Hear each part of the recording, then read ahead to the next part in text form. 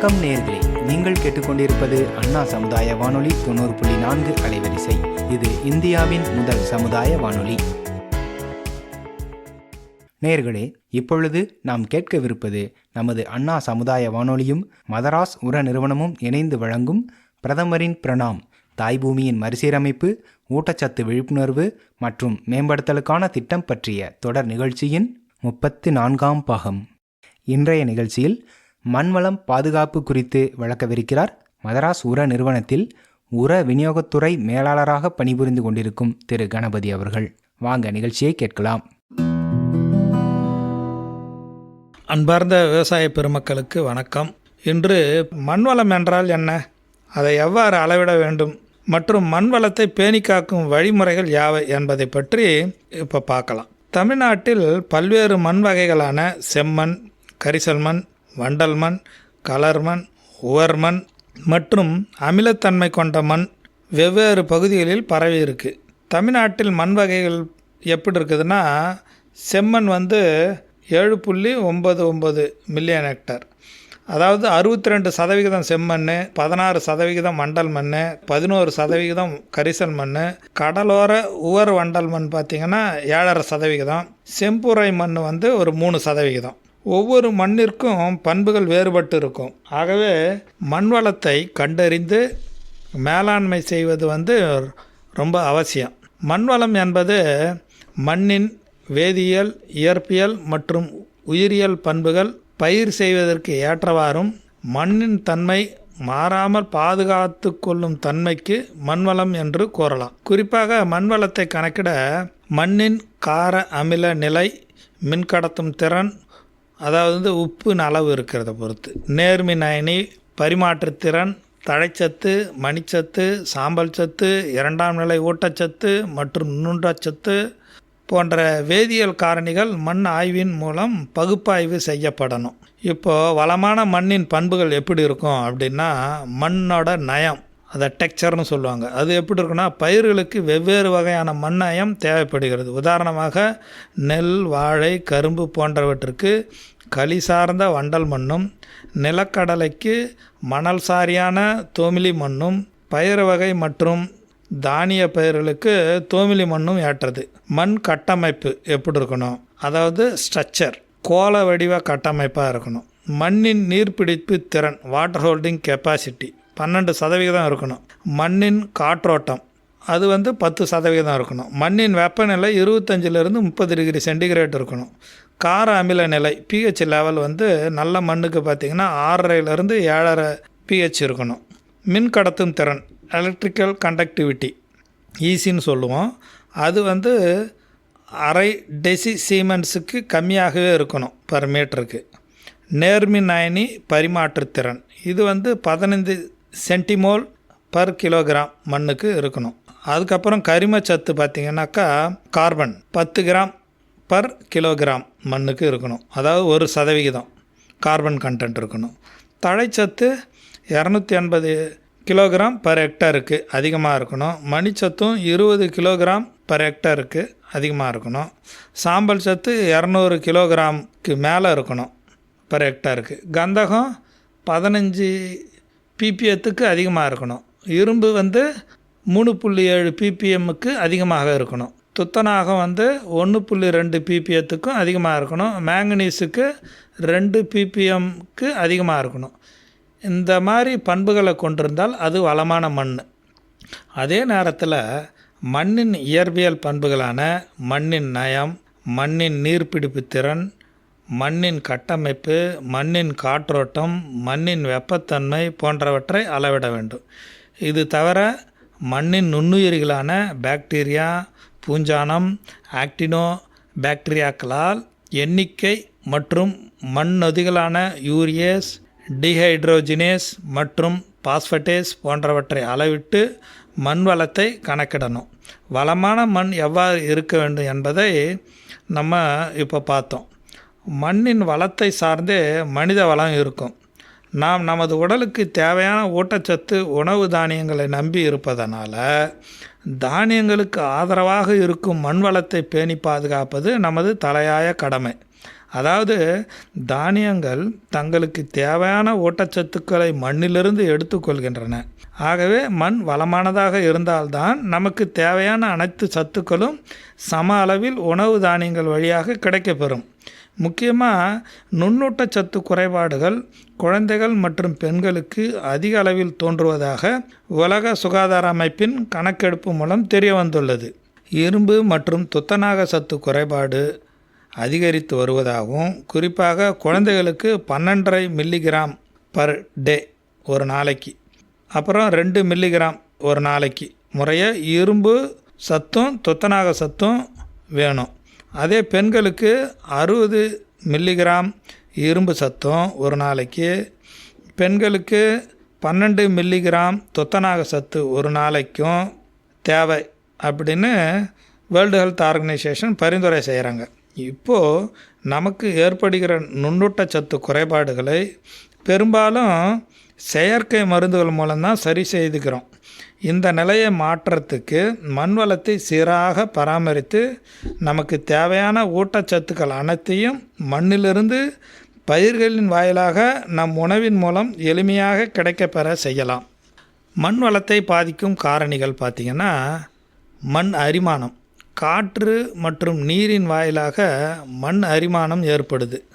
தமிழகத்தில் பெரும்பாலும் நீரின் மூலம் ஏற்படும் அரிமானம் மிகப்பெரிய பாதிப்பை ஏற்படுத்துது.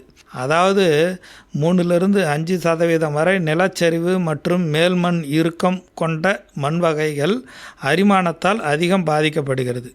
மண் அரிமானத்தினால மண்ணிலிருந்து ஒரு ஆண்டுக்கு ஹெக்டருக்கு 2.5 கிலோகிராம் தழைச்சத்தும் 16 கிலோகிராம் மணிச்சத்தும் 27 கிலோகிராம் சாம்பல் சத்தும் விரயமாகிறது. இவ்வாறு விரயமாவதால் மண் வளம் குறைவதுடன் அரித்து செல்லப்பட்டும் சத்துக்கள் பல்வேறு வகையில் நீர்நிலைகளை மாசுபடுத்துகிறது. எனவே தகுந்த மேலாண்மை உத்திகளின் மூலம் மண் அரிமானத்தை தடுப்பது தற்சமயம் மிகவும் அவசியமாகப்படுது. மண் அரிமானத்தை தடுக்கும் முறைகள் என்னன்னு பார்த்தீங்கன்னா, சரிவுக்கு குறுக்கே உழவு செய்யணும். அதாவது விவசாய நிலங்களில் உழவு செய்யும்போது சரிவுக்கு குறுக்கே உழவு செய்தால் சாலச் சிறந்தது. இதனால் மழைநீர் ஆங்காங்கே சால்களில் தேங்கி நின்று மண்ணின் அடிப்பகுதிக்கு சென்றடையும். இம்முறையில் கூடுதல் செலவில்லை என்பதையும் கவனத்தில் கொள்ள வேண்டும். பல இடங்களில் உழவர்கள் நிலச்சரிவுக்கு இணையாக உழவு செய்து அதிக மண்ணெரிப்பு மற்றும் மழைநீர் அடித்து செல்லுதல் ஆகியவற்றுக்கு ஆளாகி மண் வளத்தை இழக்கின்றனர். இதை தவிர்ப்பதால் உறுதியான பயிர் வளர்ச்சிக்கு வழி ஏற்படுவதுடன் விளைச்சலும் அதிகரிக்கும். சாலுக்கு குறுக்கே சில வரப்புகள் அமைத்தல் மற்றும் பகுதி பாத்திகள் அமைத்தல். சாலுக்கு குறுக்கே ஆங்காங்கே 1/2 அடி முதல் 3/4 அடி பருமன் உள்ள வகையில் சிறு சிறு வரப்புகள் அமைப்பது நிலத்திலிருந்து மண் மற்றும் மழைநீர் அடித்து செல்வது தடுக்கப்படுவதுடன் நிலத்தின் ஈரப்பதம் அதிகரிக்கவும் வழிவகுக்குது. மேலும் நிலச்சரிவு 0.5% அதிகமாக இருக்கும் நிலங்களில் வரிசை விதைப்பு செய்திருந்தால் பயிர் விதைத்த 35-40 நாட்களில் வரிசைகளுக்கு இடையே கலப்பையை கொண்டு சால்கள் அமைப்பது மூலம் மழை நீரை தேங்கச் செய்து மண்ணின் ஈரத்தன்மையை அதிகரிக்கலாம். சமமட்ட வரப்புகள் அமைத்தல். அதாவது சமமட்ட வரப்புகள் எவ்வாறு அமைக்கிறது அப்படின்னு பார்த்திங்கன்னா, நிலச்சரிவு 2% மேல் 10% உள்ள இடங்களில் சத்தான மேல்மண் மற்றும் மழைநீரை பாதுகாத்து சேமிக்க சமமட்ட வரப்புகள் இடுவது மிக சிறந்தது. இந்த வரப்புகளின் அடிமட்ட அகலம் 130 சென்டிமீட்டர் இருக்கணும். இது போன்ற வரப்புகள் நிலத்தின் நீர்வளம் மற்றும் மண்வளம் காக்க பெரிதும் உதவுது. இந்த பயிர் கழிவு நிலை போர்வை அமைத்தல். விவசாய நிலங்களில் பயிர்களுக்கு இடையே உள்ள நிலப்பரப்பில் பயிர் கழிவுப் பொருட்களை, உதாரணமாக ராகித்தாள், வாழைமட்டை, கரும்புத்தொகை, வைக்கோல் இவைகள்லாம் கொண்டு மண் போர்வையாக இடுவதன் மூலம் நிலத்தில் பெய்த மழை நீரானது அடித்து செல்வது தடுக்கப்படுவதுடன் நிலத்திலிருந்து நீர் ஆவியாவது தடுக்கப்படுது. பயிர்களுக்கு நல்ல விளைச்சலையும் கொடுக்குது. பயிர் கழிவுகளை நிலத்தில் அப்படியே விட்டு விடுறதுனால பயிர்களின் மேற்பரப்பில் நுண்ணுயிர்கள் அதிகமாக வளர்வதுடன் மண்ணின் தன்மையும் வளத்தையும் மேம்படுத்தும். இது போன்ற முறைகளை தொடர்ந்து கடைபிடித்து வரும்போது பயிர் கழிவுகள் மக்கி மண்ணில் உள்ள கரிமத்தன்மையை அதிகரிக்கும். Soil organic humus level increase ஆகும். தடுப்பணை அமைத்தல். ஓடைகளில் சிறிய தடுப்பணைகள் கட்டுவதன் மூலம் நீரின் வேகம் குறைக்கப்பட்டு அடித்து செல்லப்படும் மண் துகள்கள் தடுப்பணைகளில் படியும். அது மட்டும் இல்லாமல் தடுப்பணையில் மேல் பகுதியில் மழைநீர் தேக்கப்படுறதுனால ஓடையின் இருபுறங்களிலும் தாவரங்கள் வளர வழி ஏற்படுது. இதனால் ஓடை நிலைப்படுத்தப்படுவதுடன் மண் அரிமானமும் குறைக்கப்படுகிறது. இதன் மூலம் நிலத்தடி நீரின் வளமும் பெருகும். அப்புறம் பண்ணை குட்டைகளை அமைக்கிறது. மானாவாரி நிலங்களில் பெய்கின்ற மழைநீர் நிலங்களிலிருந்து வழிந்து வீணாகி வெளியேறிவிடுகின்றன. அதனால் மானாவாரி நிலங்களிலிருந்து வெளியேறும் அதிகப்படியான நீரை பண்ணை நிலங்களில் தாழ்வான பகுதிகளில் பண்ணை குட்டைகளை அமைத்து சேமிக்கலாம். பண்ணை குட்டையில் நீரை சேமிப்பதற்கு ஏற்ப நமது நிலங்களின் வடிகால்களை அமைத்து கொள்ள வேண்டியது அவசியம். மழையில்லாத இக்கட்டான நேரங்களில் பண்ணை குட்டைகளில் சேமிக்கப்பட்ட நீரை இறைத்து பயிரை காப்பாற்றலாம். மேலும் பண்ணை குட்டையினால் அதன் அருகே உள்ள கிணற்றுக்கு நீர் ஊற்று பெறுவதுடன் மண் ஈரம் அதிகரிக்கவும், மேலும் இதில் உள்ள நீரை கால்நடைகளுக்கு குடிநீராகவும் பயன்படுத்தலாம். கசிவு நீர் குட்டைகள் விளைநிலங்களில் இருந்து வெளியேறி ஓடையின் மூலம் ஓடும் அதிகப்படியான நீரை சேமிக்க ஓடையின் குறுக்கே நீர்த்தேக்க குட்டைகள் அமைக்கப்படுவதனால் குட்டையின் கீழ்ப்புறத்தில் சுமார் 900 மீட்டர் ஆழத்திற்குள் அமைந்துள்ள ஆழ்துழாய் கிணறுகளில் நீர் ஊற்று அதிகரிப்பதுடன் சுற்றிலும் வயல்களில் உள்ள மண்ணின் ஈரமும் பாதுகாக்கப்படுகிறது. இந்த குட்டைகளின் மூலம் கிணறுகளின் பாசன பரப்பு அதிகப்படுத்தப்படுகிறது. கலர் மற்றும் உவர்மண் இடர்பாடுகள். உவர்மண் எப்படிப்பட்டதுன்னா, நீரில் கரையும் தன்மையுள்ள உப்புகளை அதிக அளவில் கொண்டிருக்கும் மண் உவர்மண் எனப்படும். இது பயிர்களின் வளர்ச்சியை பாதிக்கும் தன்மையுடையது. உவர் மண்ணினால் என்னென்ன விளைவுகள் வருதுன்னா, மண்ணின் மேற்பரப்பில் வெண்மை நிற உப்பு படிந்து காணப்படும். பயிர்களின் நீர் உட்கொள்ளும் திறன் குறையும். ஊட்டச்சத்துக்கள் உட்கிரகிக்கும் திறன் குறையும். எதில்? இந்த உவர் மண்ணில். நுண்ணுயிர்களின் எண்ணிக்கையும் அவற்றின் செயல்திறனும், அதனால் அங்ககப் பொருட்கள் சீராக மக்குவதில்லை. தாவர இலைகளில் நீர் வெளியேற்றம் அதிகரிக்கும். அதனால் இலைகள் காய்ந்து காணப்படும். இதெல்லாம் எப்படி சீர்திருத்துறது அப்படின்னு பார்த்தீங்கன்னா, நல்ல தரமான பாசன நீரை பயன்படுத்தி அதிக அளவில் இருக்கும் உப்புகளை கரைத்து வடித்து வெளியேற்ற வேண்டும். அதாவது கலர் மண். அப்புறம் மண்ணின் கழித்துகளில் சோடிய அயனிகள் அதிகமாக படிந்து காணப்படும். இத்தகைய மண்ணின் கார அமிலத்தன்மை லெவல் pH அதிகமாகவே இருக்கும். சோடிய அயனிகளின் படிமானம் 15% அதிகமாகவும் இருக்கும்.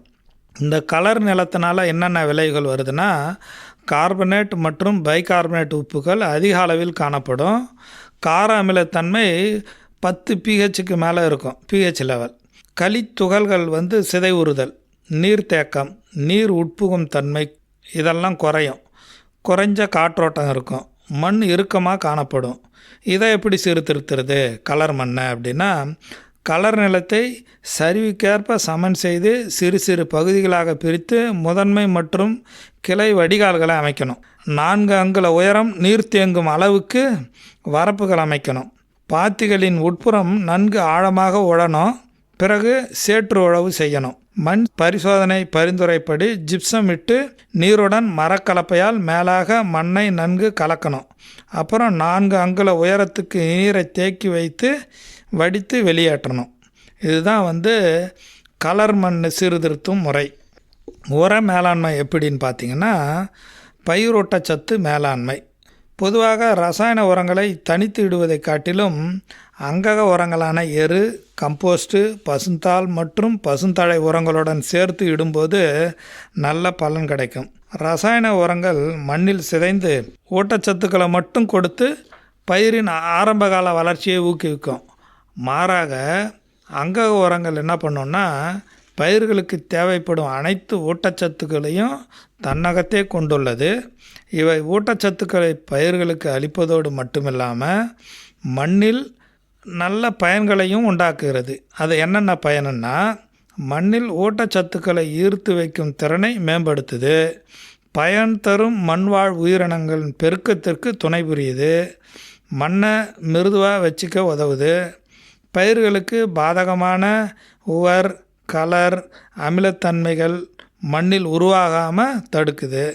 பயிர்களால் எளிதாக எடுத்துக்கொள்ள முடியாத ஊட்டச்சத்துக்கள் அங்கக பொருட்களுடன் கூட்டு சேர்வதனால அவை பயிர்களுக்கு உட்கொள்ளும் நிலைக்கு மாற்றிவிடுகிறது. பயிர் விளைச்சலால் மண்ணிலிருந்து வெளியேற்றப்படும் பயிரூட்டங்களை மண்ணுக்கு திரும்ப அளிப்பதே ஒருங்கிணைந்த பயிரூட்ட மேலாண்மையின் குறிக்கோள்.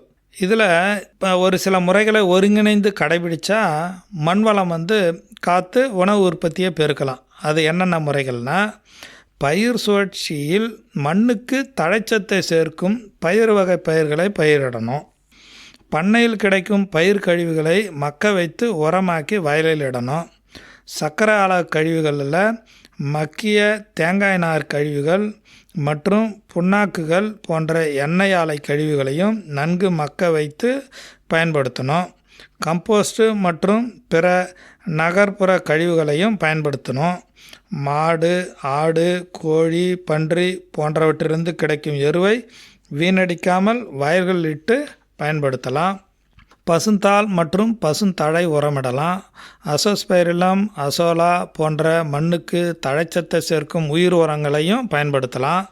சுற்றுப்புற சூழல் மாசுபடாத அளவில் மண் பரிசோதனை செய்து விளைச்சல் இலக்குக்காக ஏற்றாற்போல் சமச்சீர் உரத்தை நம்ம இடணும். செயற்கை உரமிடும்போது மண்வள அட்டையில் பரிந்துரைக்கப்பட்ட அளவுகளை இடணும். முக்கியமாக பரிந்துரையில் குறிப்பிட்டுள்ளது போல விவசாய பெருமக்கள் பயிர் ஊட்டச்சத்துக்களை அவற்றின் உர அளவுக்கு மாற்றி இட வேண்டும். எடுத்துக்காட்டாக நெற்பயிருக்கு 20 கிலோ தழைச்சத்து இடுவதற்கு 43 கிலோ யூரியா இடணும். இவ்வாறு பற்றாக்குறையான சத்துக்களை மட்டும் இயற்கை உரத்துடன் சேர்த்து இடுவதன் மூலம் பயிர் சாகுபடி செலவினங்களை குறைப்பதுடன் மண் வளத்தையும் நீண்ட நாட்களுக்கு நம்ம பேணி காக்கலாம். இப்போ நுண்ணுயிர் உரங்கள் இடுறது. இந்த மெத்தடில் நுண்ணுயிர் உரங்கள் மண்ணில் பயன்படுத்துவதன் மூலம் மண்ணை வளமாக மாற்ற இயலும். அதில் அசோஸ்பைரிலம் என்ற நுண்ணுயிர் பாக்டீரியா வகையை சார்ந்தது. மண்ணில் வாழும் இந்த நுண்ணுயிர் காற்றில் உள்ள தழைச்சத்தை ஈர்த்து பயிர்களுக்கு அளிக்குது. இதை தாவரம் எளிதில் எடுத்துக்கொள்ளும். அதனால் அசோஸ்பைரிலம் தானிய வகை பயிர்களுக்கு ஏற்றது. அதே மாதிரி ரைசோபியம் பொதுவாக பயிர் வகை பயிர்களில் வேர் முடிச்சுகளில் தான் காணப்படும். இதுவும் வளிமண்டலத்தில் உள்ள நைட்ரஜன் வாயுவை அமோனியாக மாற்றி தாவரங்களுக்கு அளிக்குது. ரைசோபியம் நுண்ணுயிர் உரம் இடுறதுனால சுமார் 15-25% வரை விளைச்சல் அதிகரிக்கும். இந்த பாஸ்போபாக்டீரியா என்ற நுண்ணுயிர் வகை மண்ணிலும் வேர்பகுதியை சுற்றிலும் ஏராளமாக இருக்கும். இவை மண்ணிலுள்ள கரையாத மணிச்சத்தினை கரைத்து தாவரங்கள் எடுத்துக்கொள்ளும் வகையில் மாற்றுகிறது. இவ்வகை நுண்ணுயிர்களை தேர்ந்தெடுக்கப்படும் பயிர் வகைகளுக்கு ஏற்ப பயன்படுத்தி பயன்பெறலாம். இப்போ விதையுடன் கலந்து பயன்படுத்தும் போது ஒரு ஏக்கருக்கு 200 கிராம் நுண்ணுயிர் தேவைப்படுது. வயலில் இடுவதற்கு ஒரு ஏக்கர் பரப்புக்கு 5 பாக்கெட், அதாவது 1 கிலோ தேவைப்படுது.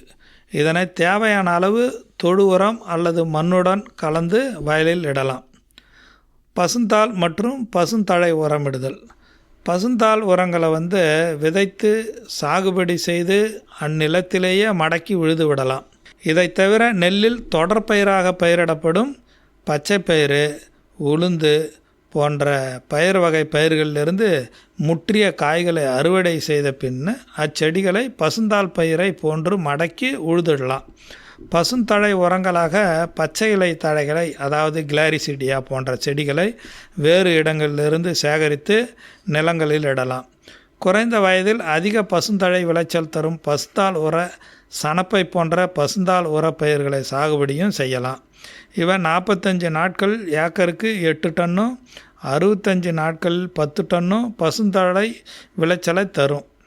பொதுவாக வளரும் கொழிஞ்சி, நாற்பயிர் போன்ற பயிர்கள் 45 நாட்களில் 4 டன்னும் 60 நாளில் 6 டன்னும் பசுந்தழை விளைச்சலை தரும். பசுந்தாள் மற்றும் பசுந்தழை உரங்களை இடுவதனால மண்ணின் இயற்பியல் தன்மை மேம்பட்டு மண்ணின் கட்டமைப்பும் சீர்படுது. இறுக்கமான மண் வகைகளின் நீர்பிடிப்பை அதிகமாக்குகிறது. இறுக்கமான மண்ணில் நீர் வடியறதுக்கு ஏற்ற சூழ்நிலையினை உண்டாக்குது. இம்மாற்றங்கள் கலர் மண்ணில் உள்ள சோடியம் அயன்களையும் வெளியேறி செல்ல சாதகமாக இருக்குது. இது கூட சில ரசாயன மாற்றங்களும் ஏற்படுது. கலர் மண்ணில் அங்ககப் பொருட்கள் மற்றும் நைட்ரஜன் சத்தின் அளவை அதிகரிக்கிறது. அதாவது கார்பன் நைட்ரஜன் ரேஷியோவை அதிகரிக்கிறது. ஆழமான வேர்களை கொண்ட பசுந்தாள் பயிர்களை அடிமண்ணிலிருந்து தனது வளர்ச்சிக்கு தேவையான உணவுகளை எடுத்துக்கொள்ளுது. பின்பு அவை மடக்கி விழும்போது மேல் மண்ணுக்கு கொண்டு வந்து சேர்ப்பதால் பின்னர் சாகுபடி செய்யப்படும் பயிர்கள் பயனடையுது. பசுந்தாள் மற்றும் பசுந்தழை உரங்கள் மண்ணில் சிதைவடையும் போது ஏற்படுற அங்கக அமிலங்கள் பார்த்திங்கன்னா கார்பன் டை ஆக்சைடு போன்றவை கலர் மண்ணின் கார அமில நிலை மற்றும் சோடியம் அயனி மாற்றும் சதவிகிதத்தை குறைக்கிறதுனால பயிருக்கு கிடைக்காமல் இருக்கிற மண்ணில் உள்ள பாஸ்பேட்டுகளையும் இது ரிலீஸ் பண்ணுது. பசுந்தழை உரங்கள் மண்வாழ் நுண்ணுயிர்களை பெருக்கமடைய செய்கிறதோட அவற்றின் செயல்திறனையும் ஊக்குவிக்குது. இந்த நுண்ணுயிர்களின் செயல்திறனால் கிடைக்காத நிலையில் இருக்கிற பயிர் உணவுகளை கிடைக்கிற நிலைக்கு மாற்றமடைய செய்கிறதோட காற்றுல உள்ள நைட்ரஜன் சத்துனையும் தன்னகத்தே தக்க வைத்து கொண்டு சாகுபடி செய்யப்படும் பயிர்களுக்கு கிடைக்கிற மாதிரி செய்யுது. அதுக்கப்புறம் கிராப் ரொட்டேஷன், பயிர் சுழற்சி. மண்ணில் உள்ள ஊட்டச்சத்தின் அளவு அதன் ஆழத்தை பொறுத்து மாறுபடுது. பயிர் சுழற்சி முறையில் பல வகையான பயிர்கள் மாறி மாறி ஒவ்வொரு பருவத்திலும் பயிரிடப்படுது. இதில் ஒவ்வொரு பயிரும் வெவ்வேறு ஆழத்திற்கு வேர் ஊடுருவும் திறன் பெற்றுள்ளது. இந்த முறையில் பயிரிடப்படும் பயிரின் வேரின் ஆழத்தை பொறுத்து மண்ணில் உள்ள அனைத்து ஊட்டச்சத்துக்களும் முழுமையாக பயன்படுத்தப்படும் சூழல் உருவாகும். இது இல்லாமல் பயிரின் வேர்களிலிருந்து வெளிவரும் வெவ்வேறு விதமான வேதிப்பொருட்கள் பல வகையான மண்வாழ் பாக்டீரியா மற்றும் பூஞ்சானங்களுக்கு உணவாகுது.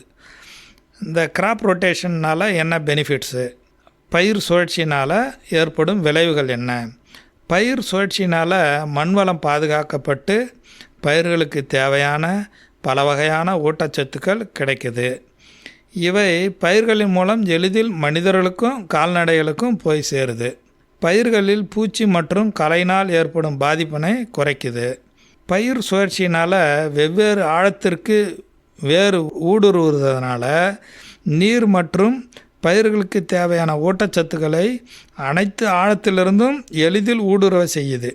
தழைச்சத்து, மணிச்சத்து, சாம்பல் சத்து மண்ணில் பற்றாக்குறை இல்லாமல் சமமான அளவில் நிலைநிறுத்துவதற்கும் மேலும் மண்ணின் தழைச்சத்து சேமிப்பு திறனை அதிகப்படுத்துவதற்கும் இந்த பயிர் சுழற்சி உதவுது.